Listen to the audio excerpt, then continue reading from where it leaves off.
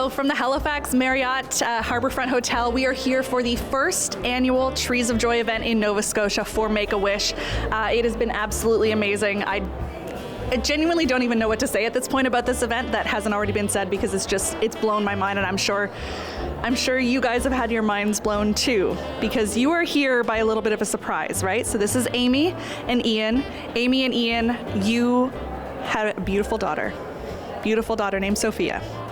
And I want you to tell me a little bit about Sophia, because she is not, of course, here with us right now. Well, Sophia, in August 2022, was diagnosed with a rare form of brain cancer. It's inoperable, called DIPG. And unfortunately, there was only 30 rounds of radiation as a treatment. So Sophia completed her radiation, but unfortunately passed away in May of 2023. So we were contacted a couple of weeks ago by Make-A-Wish, letting us know that they were honoring Sophia with her very own special tree, which is absolutely beautiful. So tell me about Sophia's tree. Because these trees are all made for the individual kids themselves, right? Based on what they love, what makes them happy. So tell me about Sophia and her tree.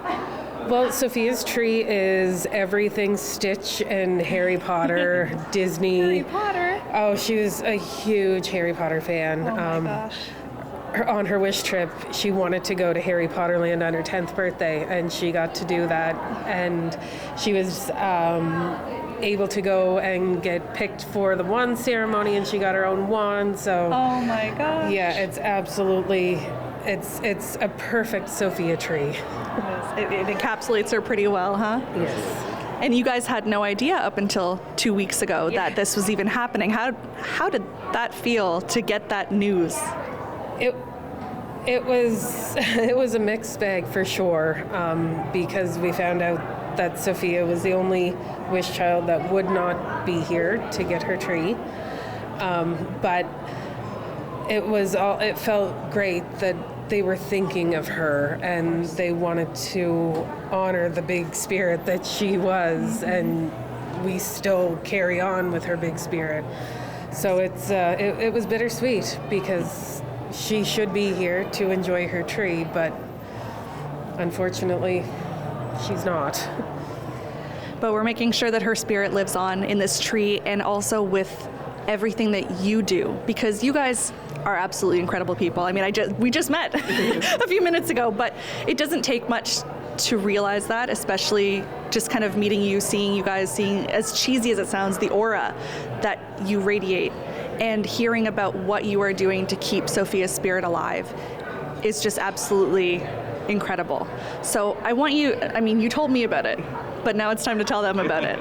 Because like I said, what you guys are doing to really remember her and keep everything going it's amazing. So tell me a little bit about how you're keeping Sophia's spirit alive. Well, back when Sophia was sick, we had this kind of Facebook group just called Help Sophia Smile, or Sophia Smiles. After Sophia passed away, Ian and I decided we wanted to keep going, and we wanted to help, because we had never heard of what Sophia had before she was diagnosed. So we have created a registered charity called Sophia Smiles Pediatric Cancer Foundation. Our goal is to help local families that are affected by DIPG, because she wasn't the only one, and we found out after there are more here in Halifax area. So we want to support them, and we also want to raise money to fund research, because in Canada, like I said, there's nothing. There's no trials, there's no treatments. In other countries, they have options, and we don't here. So we want to try and make a difference here in Canada, and hopefully help the Canadians that come after her to have at least an option. Absolutely.